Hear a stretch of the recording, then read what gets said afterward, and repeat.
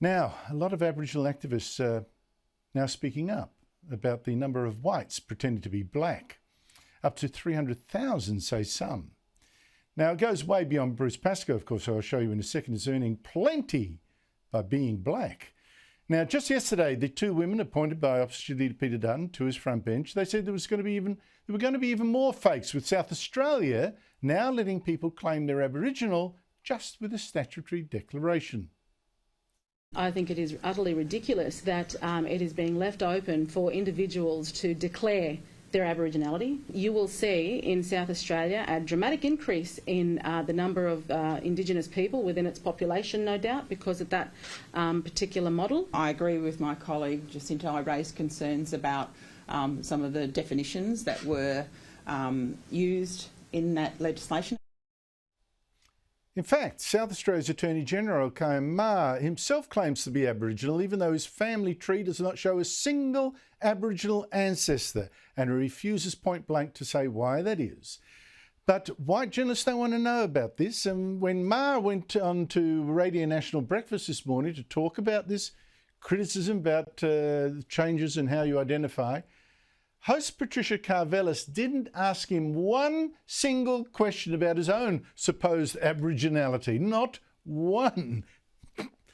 But others are asking more questions about Bruce Pascoe, the best-selling author of Dark Emu, which claimed that Aborigines were actually farmers based on discredited or invented sources. Totally rubbish. Two Aboriginal groups have also said Pascoe is wrong to claim as a member of their tribe and has refused to prove he is, because it's not. All his ancestors actually seem to be of English descent. But, you see, it does turn out there is big money for Pascoe in being Aboriginal. Now, writer Tony Thomas has gone through the Pascoe business empire for Quadrant Online, and he joins me now. Tony Thomas, thank you so much for your time. Talk us through this Pascoe empire. I mean, start with the Black Duck Foods charitable entity that was, of course, set up to, as part of his discredited theory that Aborigines were actually farmers. Black Duck Foods is created to revive the supposedly lost knowledge and techniques.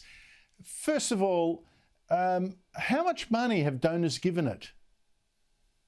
Well, it's nearly 2 million now. I expect it's over 2 million. Some of it's come from the government via taxpayers, others from foundations, and particularly others have come from other Aboriginal foundation bodies. So there's a few mums and dads bits of money in there as well.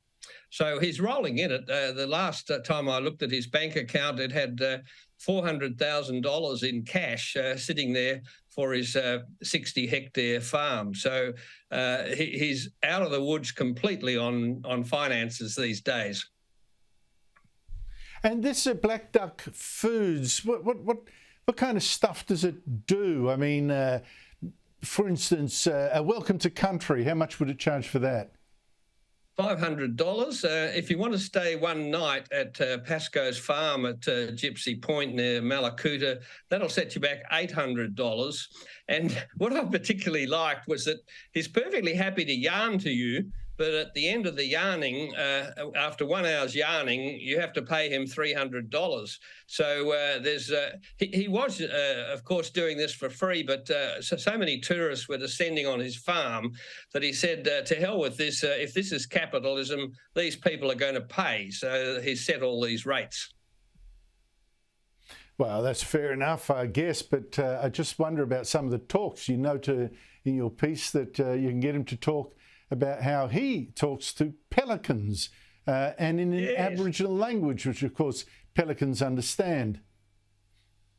Yes, that's right. And he talks to other animals that gather around him also in language in what he calls a culturally appropriate way, because these animals are his cousins. And that's, of course, assuming that he is actually a Yuin Aborigine, when in fact his birth records suggest, or his genealogical tree suggests, that every one of his ancestors are of English descent, but never mind about that. Bruce's personal business, Pascoe Publishing, that actually owns his farm at Malakuta, which is leased back to Black Duck Foods. What kind of money were we talking about there? Well, the latest accounts by Pitcher Partners give occupancy costs at $140,000 for a 60-hectare farm. But that's only the start of it, because Black Duck Foods is a charity, and it's got all this money from charitable donors, and it is hiring the labour. It is building sheds. It is repairing fences. It's bought all Bruce's farm gear, the tractors and the odds and sods, for $90,000 roughly cash.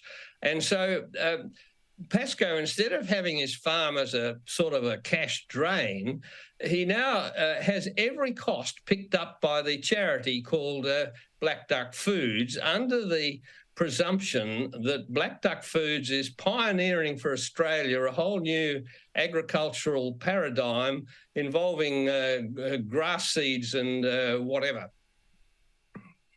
Yeah, but it strikes me that this paradigm doesn't seem to have much going for it, given that if you want to buy a packet of seeds, it's going to, just 250 grams worth, it's going to cost you $90. And the yield that he is getting from the so-called, these Aboriginal grass seeds that you can make bread from and all that, it seems to be very, very poor. I don't know that you could make a good living out of it.